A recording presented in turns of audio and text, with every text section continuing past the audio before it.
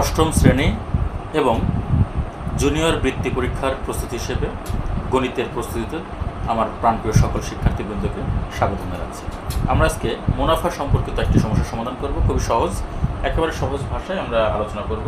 আমাদের প্রশ্নে আমরা দেখি কী বলছে। এখানে প্রশ্নে বলছে যে বার্ষিক শতকরা মুনাফার হার 10 টাকা, 2000 টাকার 5 বছরের মুনাফা কত হবে?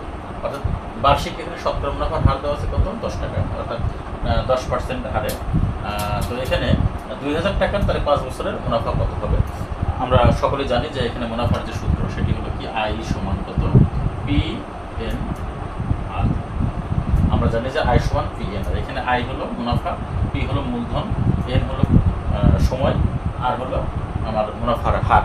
তাহলে আমরা এই যে এখানে চারটি আমরা অপারেটর দেখতে পাচ্ছি, এই চারটি অপারেটর সম্পর্কে আমাদের অবশ্যই অবগত থাকতে হবে। তাহলে আই হলো কি এখানে আই হলো মুনাফা, যেটা আমরা বলি সুদ বলি যেটা। পি হলো এখানে মূলধন, তারপরে এখানে এন হচ্ছে কি টাইম বা সময়, আর হলো কি মুনাফার হার। তাহলে আমাদের এখানে আমরা দেখি কী কী দেওয়া আছে। এখানে আমরা দেখতে পাচ্ছি এখানে আমাদের মুনাফার হার দেওয়া আছে 10 টাকা, শতকরা 10 টাকা, আর এখানে মূলধন দেওয়া আছে আমাদের কত? এখানে 2000 টাকা, আর সময় দেওয়া আছে 5 বছর। সো আমরা এখান থেকে কিন্তু সরাসরি আমরা এই সূত্র প্রয়োগ করে লিখতে পারি।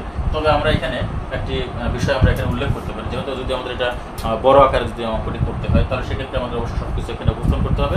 আর যদি এটা আমাদের যদি শর্টকাট আকারে যদি কোনো প্রশ্ন আসে অথবা এমসিকিউ আকারে আসে, সেক্ষেত্রে আমরা এটা যদি আমরা নর্মাল প্রসেস যদি আমরা করি সেক্ষেত্রে আমাদের কোনো সমস্যা নেই। তো আমরা এখানে দেখতে পাচ্ছি যে আমাদের আয়টা বের করতে হবে, অর্থাৎ মুনাফাটা বের করতে হবে। তাহলে এখানে আমাদের আয়টা যদি বের করতে হয় আমরা এখানে লিখতে পারি যে এখানে পি সমান কত? এখানে 2000 টাকা, পি সমান 2000 টাকা। তারপরে এন সমান এখানে 5 বছর। তারপরে আর সমান এখানে 10%। আর সমান কত হবে? এখানে 10%। আর 10% বলতে আমরা বুঝি এখানে কত? 10 বাই কত? 100 এত। আচ্ছা, তাহলে আমাদের আই সমান কত? আইটা আমাদের এখানে বের করতে হবে। আই সমান কত? পি এন আর। সো আমরা মান বসাই। পি এর মান কত? এখানে 2000, এন হচ্ছে কত? 5, আর হলো কত? 10 বাই কত? 100। ওকে, এখন এটা যদি আমরা ক্যালকুলেশন করি তাহলে আমরা আমাদের যে মুনাফা কত সেটা আমরা পেয়ে যাবো। এখানে আমরা দেখতে পাচ্ছি এখানে আমাদের 2টি শূন্য আছে। তো এখান থেকে 2টি শূন্য আমরা নিয়ে নিই। এখানে একটা শূন্য, 2টি শূন্য আমরা কেটে দিলাম। এখানে একটা শূন্য, 2টি শূন্য কেটে দিলাম। তাহলে আমাদের এখানে কি হলো? এখানে আমাদের 20, এখানে আছে 5, আর এখানে আছে 10। তো আমরা যদি গুণ করি তাহলে আমাদের কত টাকা হয়? এখানে 20 আর 10 কত? 200, আর এখানে 200কে 5 দ্বারা গুণ করলে কত হবে? এখানে 1000, 5 দুগুণ 10, অথবা 5 20 100, আর 100কে 10 দ্বারা গুণ করলে কত হবে? এখানে তাহলে 1000 টাকা।